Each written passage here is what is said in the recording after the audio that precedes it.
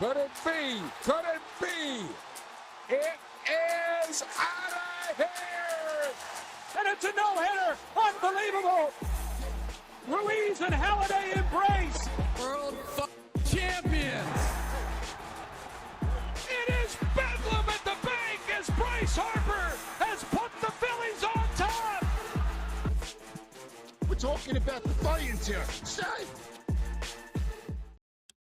What's up, everybody? Welcome back to the Specific Jawns, a Phillies podcast. We are 15 games into the 2026 season, and I don't know about any of you, but I'm over it. I'm over it. It has not been fun, really, at all. But we'll get into that in a minute. Let me introduce myself first. I'm Pat Barker. These are my good friends and co-hosts Mike Sambuco and Bubba, and we are faced with the unenviable task today of 15 games into the Phillies season, breaking down what we've seen, and they haven't been good enough for us to celebrate, and they haven't been bad enough for us to, plan the funeral. They're 7-8. They are fun at times, but maddening, I think, way more often. And we're going to try to break it all down and see what these guys think. Gentlemen, thanks for jumping on today. And I don't know about you. I'm not looking forward to this. How about you guys? There are a lot better things we could be doing at 8:25 p.m. Eastern time on a Sunday night, and talking about the Phillies after a really frustrating week of baseball is not my first choice, but hey, that's why they pay us the big bucks. Yeah, I thought we were going to have like a good fun podcast for a minute when the Phils were looking good, and then, Alvarado just really shit the bed there, so that was rough. Now we're doing another little bit negative, feeling negative Phillies podcast, which is probably just the nature of being a Phillies fan in general. You just kind of come with it anyway, so I suppose it's fitting. We're a lot more used to the negativity than the positivity, although I was with you guys in that sixth inning against the Diamondbacks today when they strung together, I think it was 5 hits in a row to start off the inning, hard hit balls. I thought, okay, we're gonna go 8-7. And the theme of the podcast is going to be, all right, could be worse. But then Alvarado coughed it up, and here we are. As of right now, the Phillies have scored runs in 3 of the last 46 innings, back-to-back shutouts in San Francisco. They come back to the bank to play the Diamondbacks. They lose 2 out of 3. And in each game, they had 1 inning where they scored 3 or 4 runs, and that was it. So the vast majority of the last 5 games, they have been putting zeros on the board. Let's jump right into it. What I'm going to ask you guys to do, just to start off, we're 15 games into the season. They're 7-8, only 2 games out of first. So I'm going to allow you to feel however you want to feel. I don't want to steer you in any direction. What I'd like you to do is describe the 2026 Phillies season thus far in 5 words or less. All right, I'll start off here. I would say expensive lineup, no runs. Because that's where it seems like we're at. We're all of our money's tied up in this lineup, and it's just not producing any results. And our 3 top paid guys are just not doing what they're getting paid to do. Early on in the season, yeah, but also we've seen this before. This isn't brand new. This is part of what happens when you run it back, even though you say you didn't run it back when you did actually run it back. So, yeah. It's just, everyone's just trying to hit homers, and there's no small ball being played. If we don't hit a homer, we don't score that inning, we're not going to score again for another 18 innings maybe. I don't know. Yeah, it's pretty rough right now. I mean, I know it's early in the season, so things can change, but yeah, they're not giving us much to root for at the moment. Runners left in scoring position. There's my 5 words for you. I mean, could a baseball acronym be any more fitting for this team right now? I mean, and today was just the icing on the cake. I mean, you have 2 innings, the 6th after they scored 3 runs, and then the 8th where you got 2 on, nobody out, and can't drive anybody else in. I mean, 2 big situations where Stott Garcia doesn't come through. Really frustrating game to really to sit through and listen to. It's you go through the cycles of like trying not to overreact to the first 15 games of the season, but you've seen this play over and over again with the bats going cold in October, and you just can't stop thinking about that. Every time that they can't come through in a big situation in the regular season with relatively the same lineup as the years prior, what's going to change? I mean, what is going to change to make us feel any sort of optimism that they're going to get to October right now? I think they still will, but in October, I don't think we're in any position to feel comfortable about an offensive lineup that gets us to a World Series championship. Yeah, I mean, my 5 words would be pretty much what I expected. This is, I mean, we talked about it the whole offseason, and this is the risky run, like you said, Bubba, when you run it back. On the flip side of the coin, the New York Mets have been equally bad, and they overhauled their entire team. They made moves that nobody was even asking for. So it's possibly one of those situations where maybe there's no right or wrong answer. I'll say this, though. When you run it back, you just get less leeway from the fans. I said this when we were 3 games into the season, when we did our last episode. It's harder to sit back and be like, well, it's early, because this is the culmination. In a way, it's the end of a 4 or 5 year run, or at least it feels like the end. But none of this is new. None of this is unexpected. And part of this is because I feel like the Phillies frequently get off to pretty slow starts, even back to the teams that we all loved. I mean, Charlie Manuel famously would talk about hitting weather. Even those teams were 500 teams in April for whatever reason, with the exception of 2024 when they were incredible and then, were 500 the rest of the way and lost in the first round of the playoffs. It feels like the Phillies are always a pretty mediocre April squad. But looking at the numbers, I mean, it's tough. And I don't want to disagree with Mike on his runners in scoring position thing, because you're right. They've been bad with runners in scoring position. Coming into today, they were hitting 209 with runners in scoring position, a number that surely went down today. But they're only hitting 216 overall. They're not hitting really in any situation. They're not doing much. The pitching, has kept them in it. It's kind of a miracle they're 7-8 when you look at it. If you told me they'd be 15 games into the season, they'd have a lower team batting average than the Twins and a higher team ERA than the Rockies, and asked me, hey, what do you think their record is? I would say 1-14. The fact that they're 7-8 is a little bit of a miracle. They haven't really succeeded at any area. Like I say, the pitching ERA coming into today, 4.18. The fielding independent ERA, 2.82. So 22nd in ERA, second in FIP, which tells me the fielding hasn't been good. We know the hitting hasn't been good. None of it's really been good or fun to watch because it's just so kind of predictable. The guys you were worried about are giving you every reason to continue to be worried about them. And guys that, frankly, I wasn't worried about. Now I'm like, should I be? And more on that in a minute. We're going to get to the specific guys, but just overall, it has been a very deja vu kind of first 15 games of the season.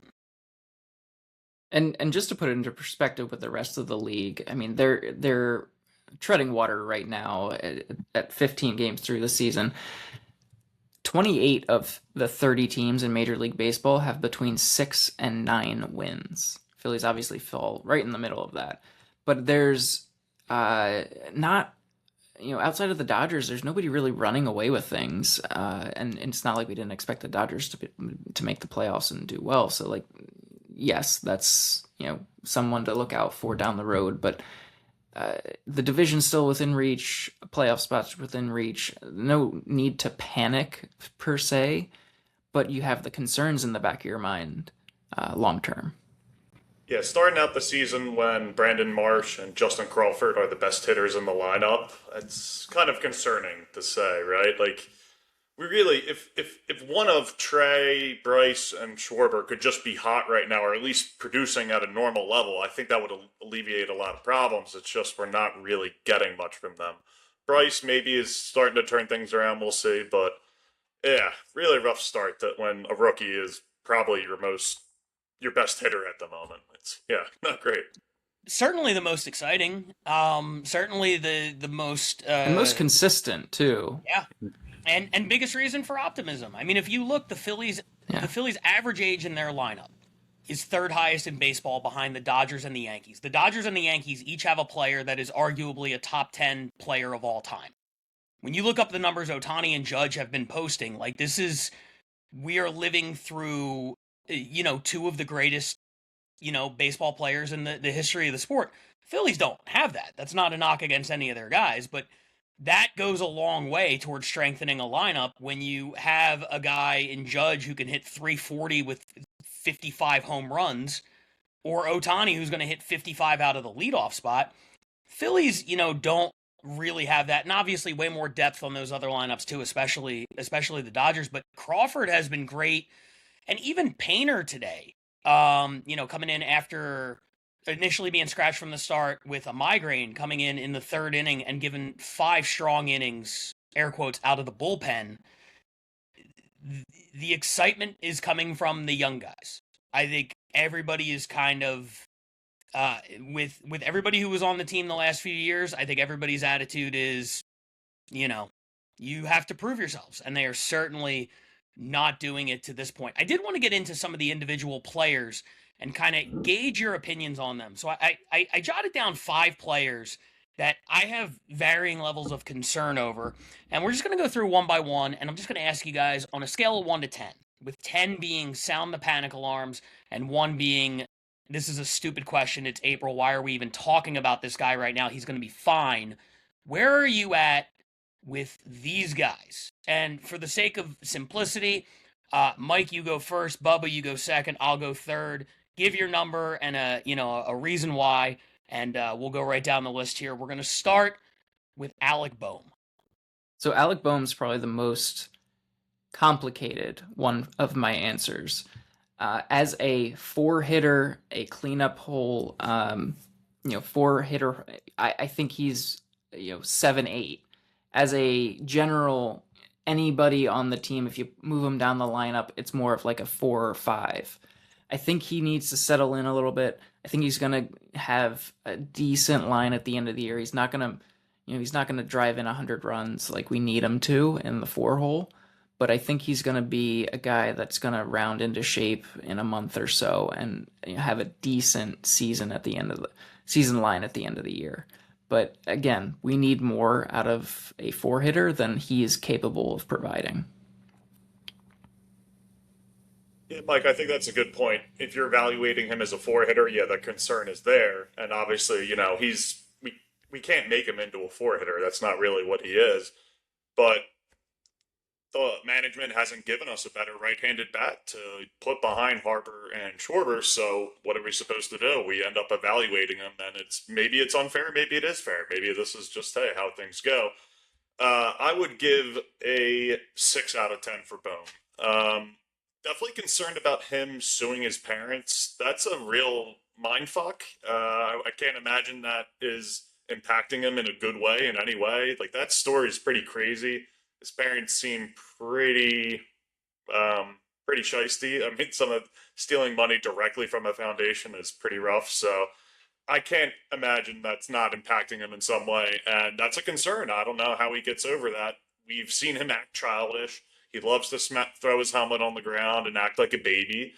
So is he going to be able to get over this? I don't know. We've been doing this every season with Bohm where we keep waiting him to take that next step, and he never seems to do it, and maybe it's a maturity issue. So I would put it at a 6. I'm not saying he's definitely going to fall apart, but I don't know. He's definitely some concern. Yeah.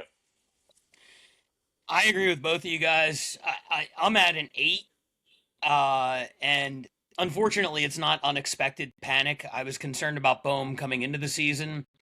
I think the mental maturity is a big part of it as well, Bubba. I'm so glad you touched on that. We've seen the way he reacts to adversity in his life, and maybe this is unfair, but when I see the way he reacted to kind of like, getting booed, he did own it. I give him credit for that. But he's a guy who wears his heart on his sleeve. He's a very emotional ball player. And this is by far the most difficult thing that he's probably ever been through. When you look at the emotions he wears after making an error or striking out, this is your family abandoning your trust. You know what I mean? Like, this is a major, major issue to pop off on opening day. And when I look, I'll tell you, if you want to see a horror story, go to Baseball Savant and look up any of the Phillies right now, because boy, those pages are tough to look at.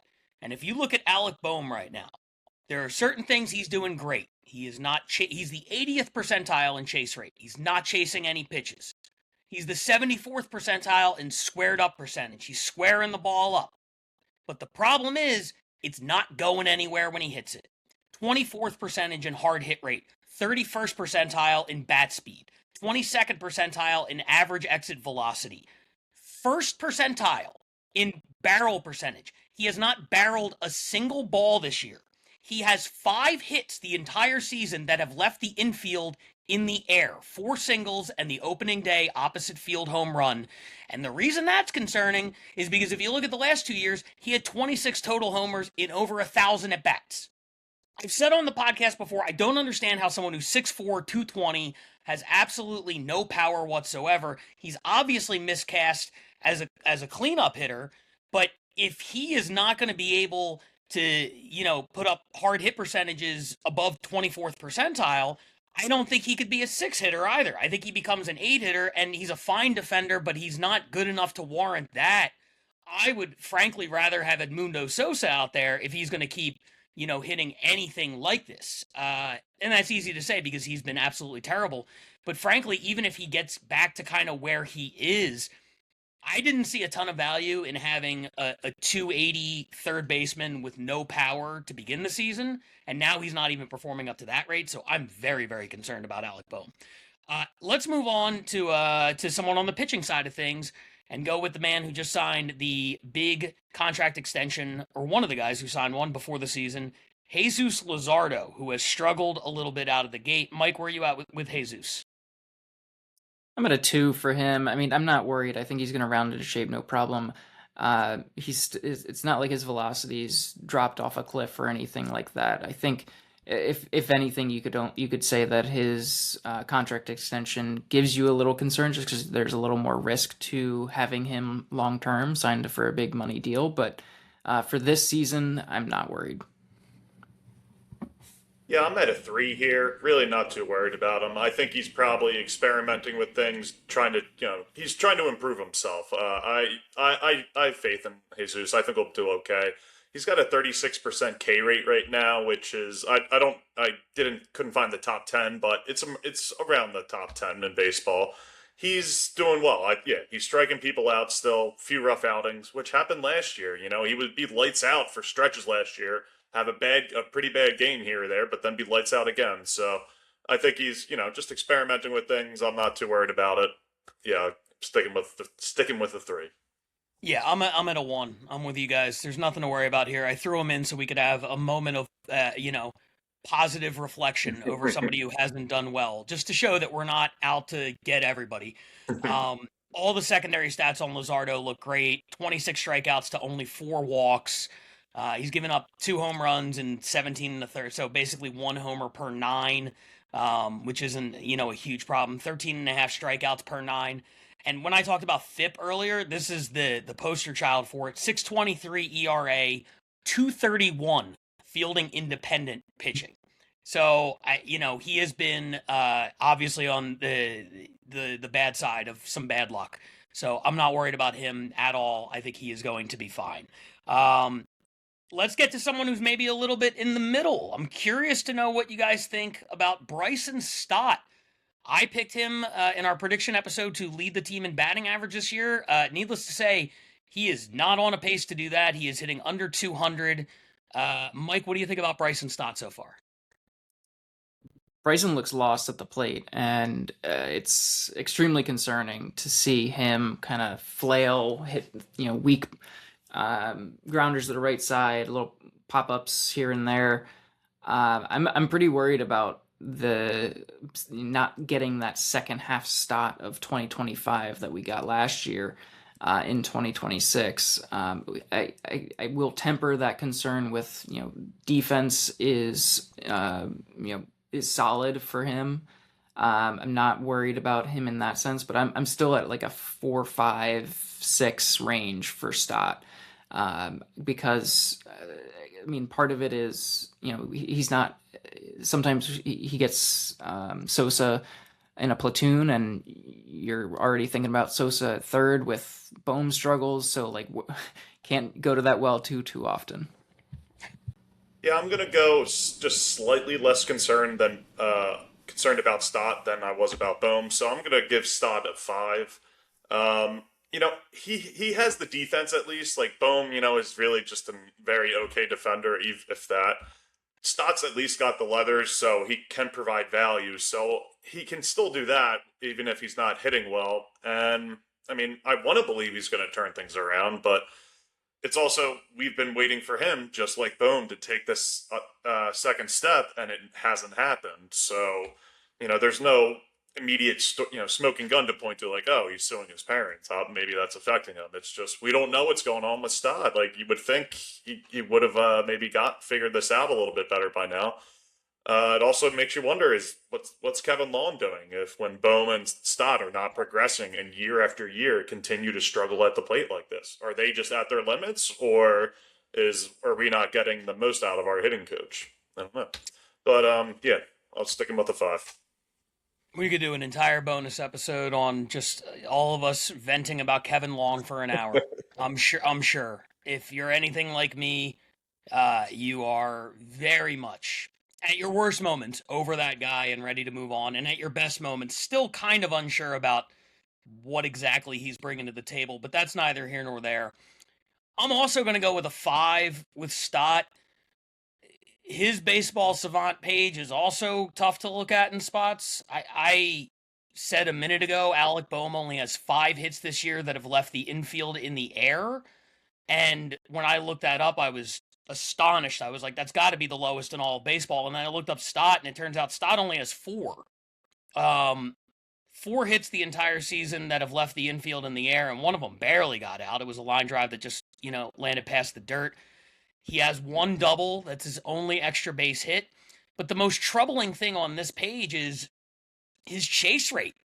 This is a guy that we have looked at and said, that's a guy who can get you a good at bat. That's a guy who knows the strike zone. If nothing else, he might not have the most power. He might not hit the ball with the most authority. And certainly his 19th percentile bat speed would back that up. But this year, his chase percentage is 15th percentile. In the 85% of the people in the league are doing better at commanding the strike zone than Bryson Stott is. His walk percentage, where he's always very high, is 27%. He's still not striking out a lot, but, you guys said weak ground balls, pop-ups. That's because he is swinging at pitches out of the zone, and he doesn't swing hard enough or have enough power to get away with that. Him reaching out and swinging slowly at a pitch outside the zone, okay, you put it in play, but what good does that do, especially when the guys in front of you aren't getting on base? It's not even like you can have a productive out when there's nobody on base half the time. So that concerns me. I need to see Stott get back in the zone a little bit, do what he does. My expectations for him, fair or not, are not as high as they are for Bohm, because Bohm has been miscast as a cleanup hitter. If Stott is a 7 or 8 hitter and a really good defensive second baseman, I don't need him to really take a leap. I can live with what we had last year, certainly, but to date, he is not anywhere near what we had last year. So, and I think that's a good point to make, specifically for Stott versus Bohm. Bohm is such a crucial point of the lineup, whether he's batting 4th, 5th, 6th, whatever it is, he shouldn't really be batting any lower. He did bat 8th over the weekend, but that's more of just a temporary, let's get him out of a funk kind of moment.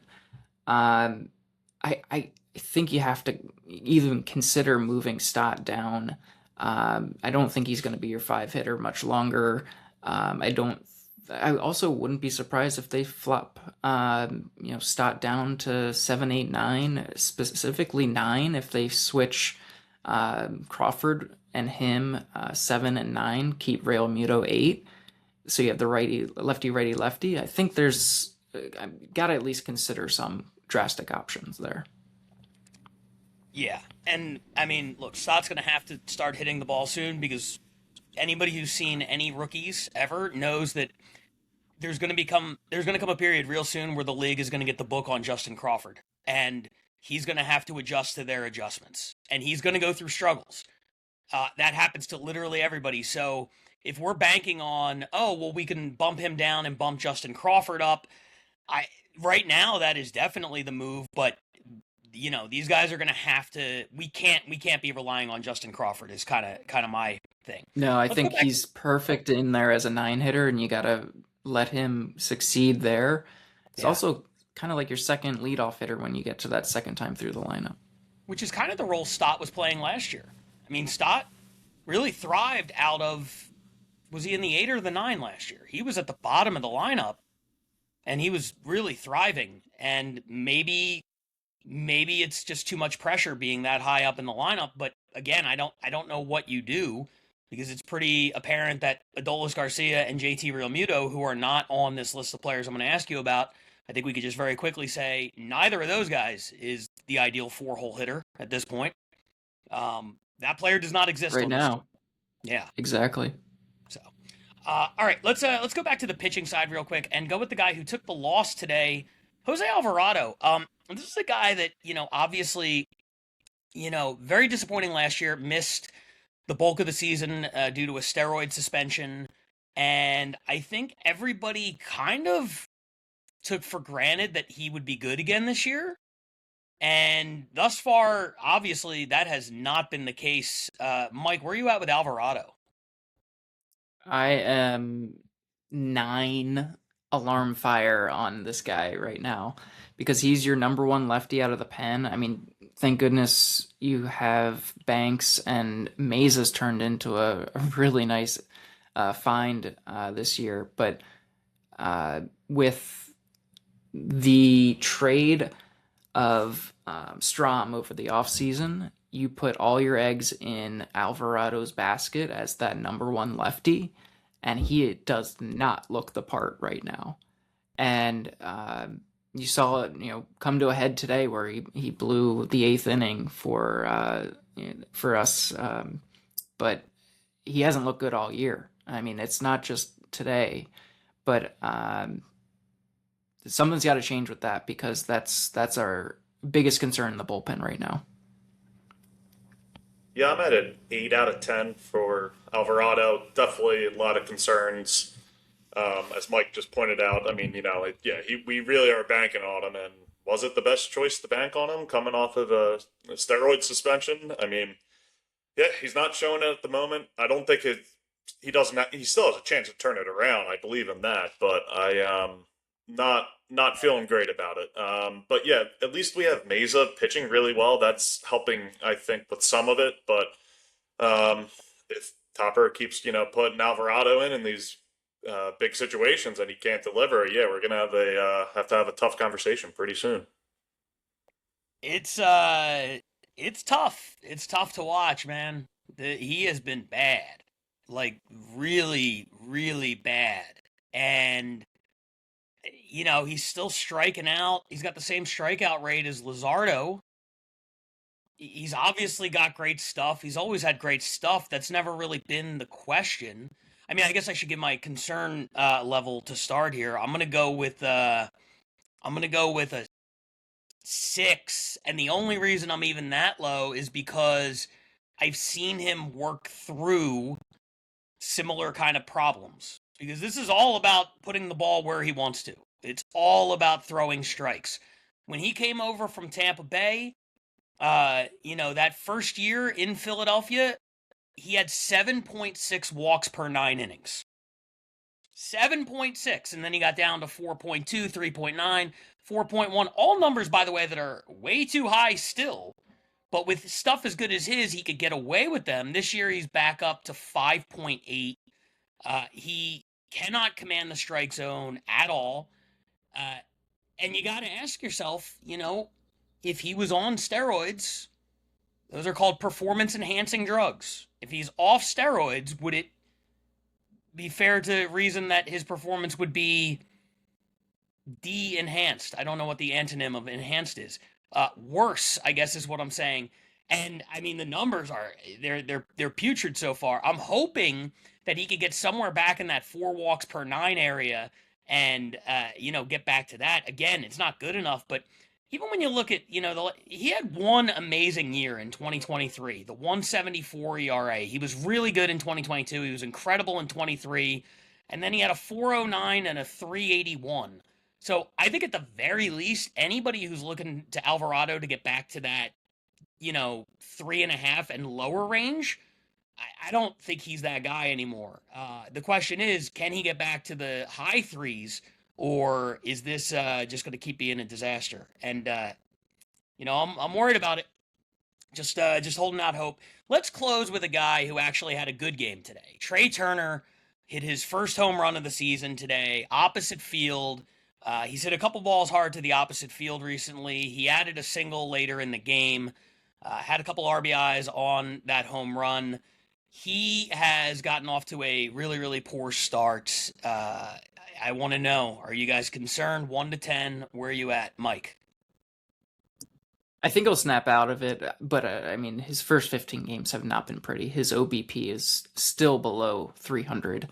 OPS is 664. I mean, he's clearly not off to a great start, but I think he will turn it around. I mean, he just needs to, put the bat on the ball a bit more. He's a little high on the strikeout rate, but I think he's the type of guy that I've been concerned about for a long time, just because we have him for so long. We have almost 8 years remaining on this contract. If you include this year, it's 8 full years.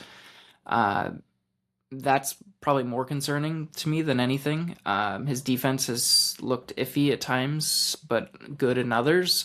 But I think the bat is the real thing that I'm worried about. I'm still in that 5-6 range, but probably more optimistic that he gets out of it more than somebody like Bohm or Stott. Yeah, I'm at a 4 out of 10 for Trey. We've seen him go through some of these streaks in his short Phillies career at this point. So it's just like I feel like I'm saying the same thing for every player in the Phillies lineup. Like, I think they can turn it around, but yeah, they all suck right now. I mean, I have the most faith I have more faith in Trey than Bohm and Stott for sure. He's still clocking in as like the fastest sprint speed in baseball so far this year, which is something. So hey, he's still working that way, and that's always going to be helpful to have. The bat, he's had some pretty bad swings this year. His swing looks a little long. He can fix it though. That's what I got to go with. So 4 out of 10. He'll figure it out. He's a big boy. Yeah, I'll end on a little bit of positivity. Why not? Let's switch it up. I'll go with a 2. And there's no reason for me to really say that, after all of my baseball savant breakdowns here, because Turner's page looks the worst of anybody. It is all blue, and if you've never been to that website, blue is bad. He's got bright red in sprint speed, and he's got blue in literally everything else. Every possible measure of a batter, he has been below league average. But the reason I feel more confident in him than I do in Bohm or Stott, it's really simple. He's better than those guys. He's always been better than those guys. He's going to be better than those guys. He's just a better player.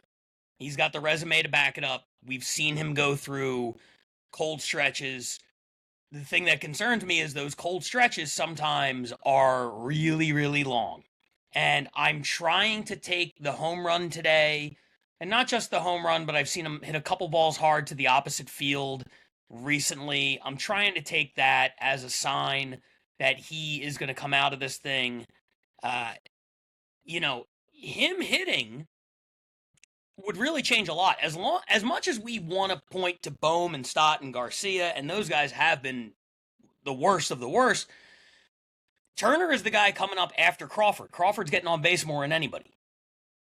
He's the guy who's supposed to set the table for Bryce and Kyle, who have not been great, but they've hit the ball out of the ballpark.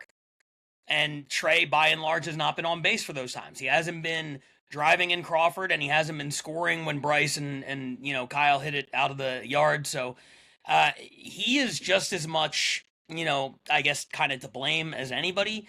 I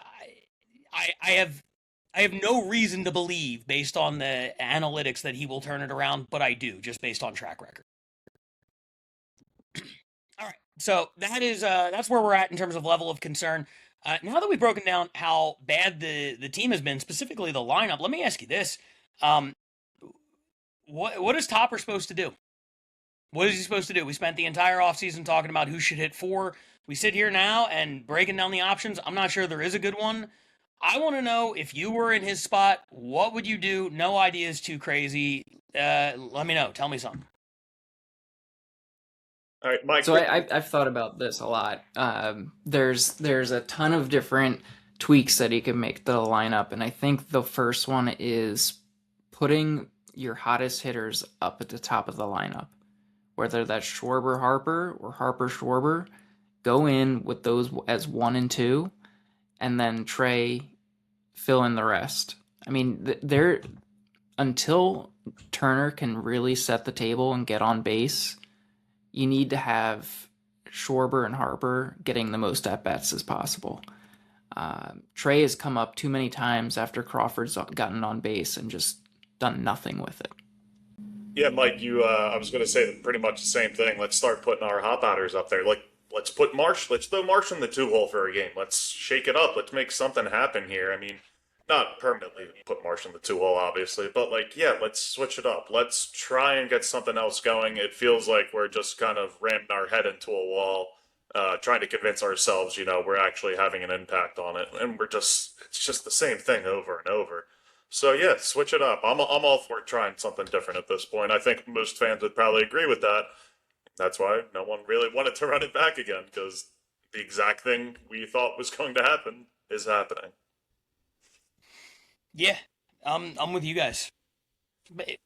Let Marsh lead off. Bump Turner to second, and then you go Harper Schwarber. Or, since they seem to like it the other way, Schwarber Harper. Harper doesn't want to be a 2-hole hitter or whatever. That's fine. All right, now you're the cleanup hitter. I don't know. I mean, Marsh. The problem with that is it's not a long-term solution, because you can't play him against lefties. And if you platoon him with Otto Kemp, you're not going to want to hit Otto Kemp leadoff. But I don't know. You got to try something. Put Edmundo Sosa in the lineup. I am truly befuddled as to why I'm looking at these stats 15 games into the season, and Sosa has barely played, Kemp has barely played, Marchand has barely played. Not that he would save the day at all, and he would have played even less if it weren't for JT catching one off the foot. But Dylan Moore, the whole idea behind Dylan Moore was we need the defensive versatility. We need a guy who could play all these positions. Well, you got him on the bench 98% of the time. So what good is that? These guys are not getting any reps, and they're not getting any reps at the expense of watching Bohm and Stott scuffle out there. Sit those guys down for a few games. Get the other guys in. Switch the order up a little bit. None of this is ideal. You don't have the perfect pieces to make this thing work. There's no simple solution. So I think we're very much at the stage where it's you just got to throw some shit at the wall and see if something sticks, even if it's just for a few games, even if it's for a spark. It doesn't have to be a long-term thing, but you can't keep marching this out as currently constructed and watching them fail over and over again. It just can't happen. Yeah, it's too much to, we're just the same thing. It's the definition of, insanity, doing the same thing over and over, expecting a different result. I don't know if it is about Harper's attitude that he has to bat in the 3-hole. That's never really been confirmed anywhere as far as I know. But is Topper just too, he's got the gloves on too much with Harper? He's letting him get away with too much? Is that what, part of the things Cassidy was upset about during his time here. I don't know. Like, it seems something else is going on, or just the tension in the dugout or the clubhouse is just like way too high for this early in the season. Expectations are really high. I feel that fans are booing a lot more this season than I remember earlier on. And it's because, as we keep saying, you run it back, people are going to expect it, a little bit improvement every time, not just the same old crap that we're getting every year, where it's okay, half the lineup is ice cold, but Schwarber just hit a solo homer out of the Citizens Bank. Oh, that's great. We can celebrate that, but like we can't do anything else with our offense. So it's been frustrating for sure. Let's talk about that for a second, because I think he brought up a couple of really good points there. And as we wait for Mike's internet connection to improve and him to kind of hop back on here, let's deviate from what we were going to talk about for a second. I want to first say that me saying Bryce doesn't want a bad second is purely speculative, and it wasn't even originally my speculation. When we did these test episodes before we started hitting record officially and uploading them, we had another member of our Jawns tribe he's a big Bryce detractor, and frankly I think added a lot to the podcast, but he didn't seem to want to go on record with any of his hot takes about Bryce Harper. I don't know what he thought would happen. He'd get fired from his job or whatever, but we said, okay, that's fine. But he said in one episode when we were talking about what the lineup should be, he's like, Bryce doesn't want to bat second. And I'm like, nobody has ever said that. Bryce, I'm sure, would bat second. Well, now I'm sitting here like, why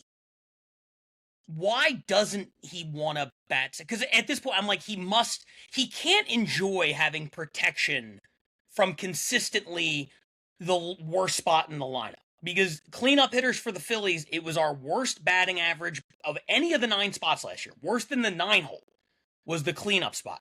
This year, cleanup hitters on the Phillies are hitting, I think, 154 coming into today. It's been putrid again. Bryce can't like that. So why would he not? I would think he'd be beating down Rob Thompson's door to be like, put me second. Let Kyle hit behind me, please, for the love of God. But the fact that it's not happening is just like, maybe it is true. I don't know. So that was purely speculative. I want to talk a little bit, though, about what you just said with the fans booing, right? There are 2 sides to this argument.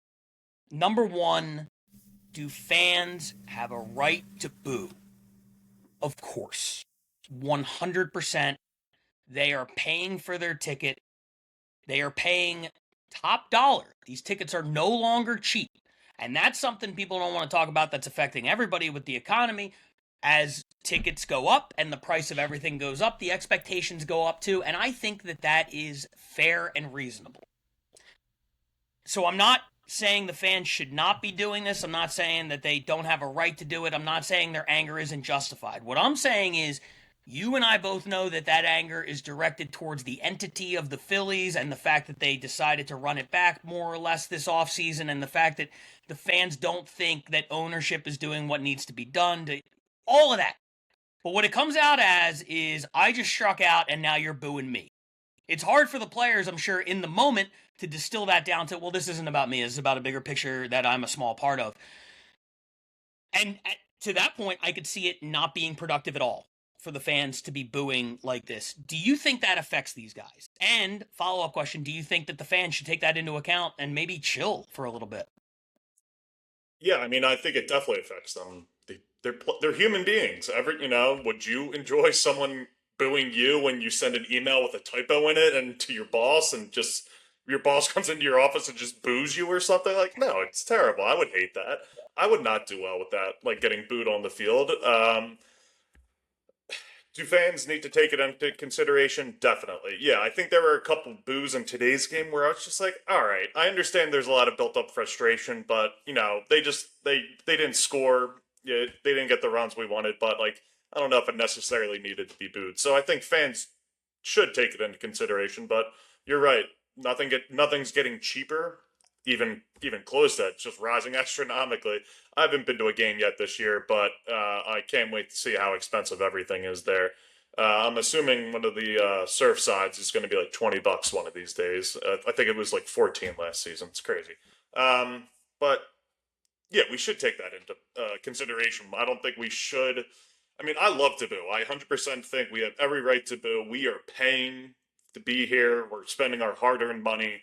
We do get to boo, but also it's April and they're just 500. It's not like they're 1-14. At least they're 500. They're winning some games, so we do need to give them a little slack. I mean, do we need to all just give them the Trey Turner treatment one game and all just stand up and clap for them and go, oh, you guys are all so special. We all love you so much. Is that really, I mean, if that's going to change anything, I would do it just because I'm not having fun watching them right now. It's not something I necessarily think we should have to do for these guys who are getting paychecks that are worth way more any amount of money than I'll ever earn in my entire life. So, yeah, it can go both ways pretty easily, but I don't know. I'm pretty frustrated with it. But I think you made an important distinction there. It is not the fans' job to cheer to put them in a good place mentally to do their job. It's their job to do something good to make me cheer. I always hated the fan who would stand up in the middle of the team losing 2-0 and be like, come on, everybody make some noise. What are you guys doing? You're sitting on your hands. It's like, well, I paid $70 for my ticket. I paid $18 for my beer. I paid $9 for my hot dog, and they have 3 hits in the 7th inning. So sitting on my hands seems like a reasonable response to that, right? You react to good things happen. I am there to react. I am paying my money to react.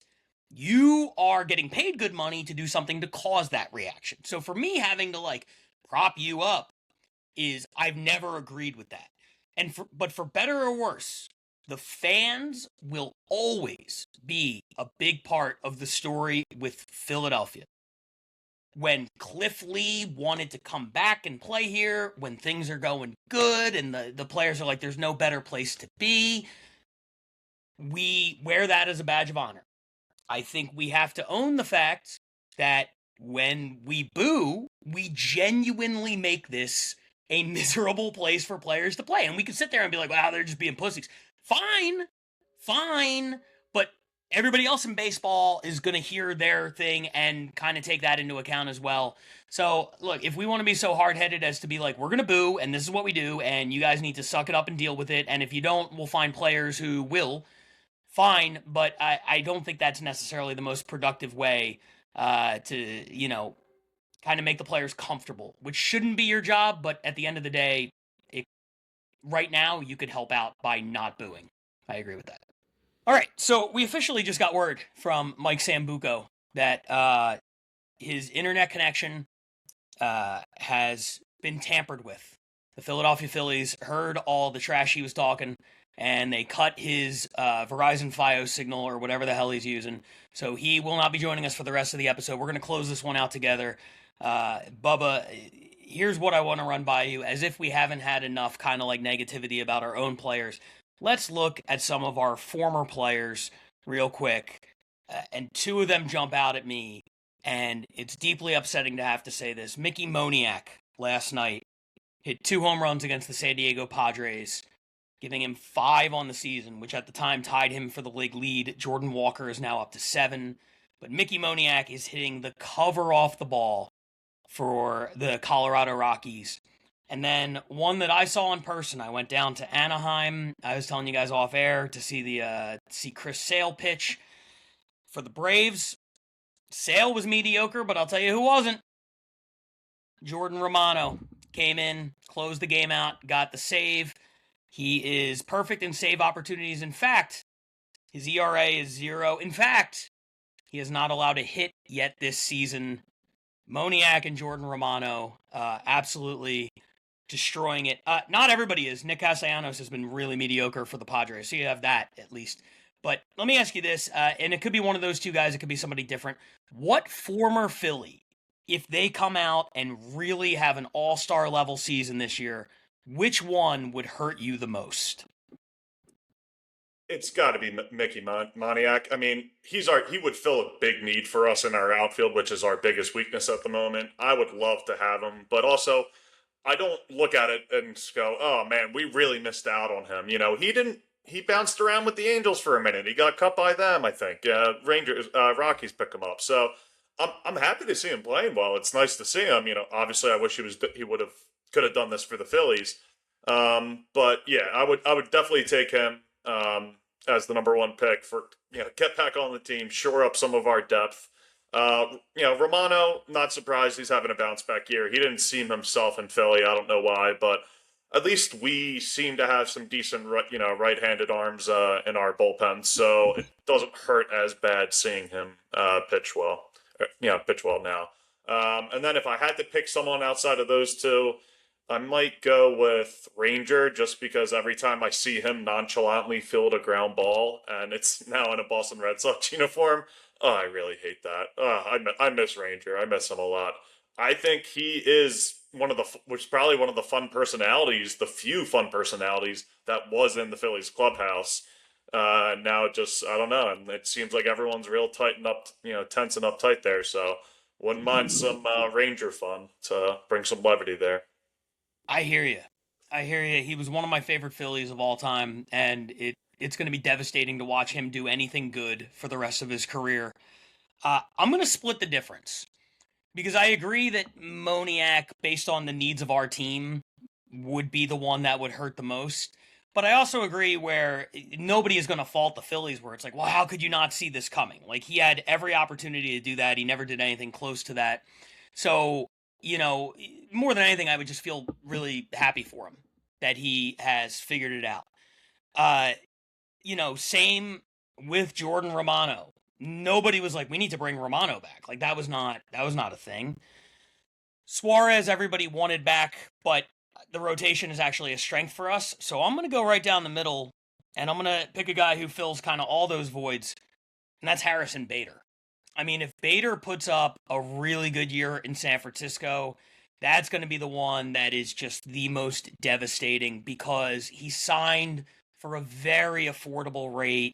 He gave us exactly what we could have used. He would be the ideal platoon partner for Brandon Marsh. Way more so, I feel like, than Otto Kemp. He's able to play center. He's able to play all the outfield positions. He has that energy that you're talking about that, feels like it's missing this year.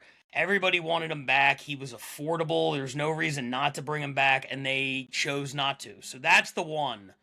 Everybody else I can justify in some way. If Harrison Bader has a monster year, I was going to say I will drive my car off the Ben Franklin, but I live in LA, so I will find a closer bridge with a reference that is not as easily accessible to Phillies fans. I'll pick that one instead. I can't deal with a really good Harrison Bader year, so fingers crossed that does not happen. Yeah, Bader's a great pick there. I had not thought about him, and now that you bring him up, I miss him already. Man, he was fun last year. I really liked watching him play, so would have enjoyed more time with him. Yeah. Well, we'll see what happens. Look, it's only 15 games. Still a lot of season left, and obviously nobody's running away with this thing in April, but it would be nice to see the Phillies just get back to not even the results as much as the approach in the lineup. So hopefully we'll see something different this week, whether it's a different lineup, different people in there, or just different approaches from the players. That's what I will hold out hope for. And we'll be back next week to talk about it again. Bubba, thanks for doing this. For Bubba, for Mike Sambuco, for the specific Jawns, I am Pat Barker, and we will see you guys next week. Go Phils. Go Phils.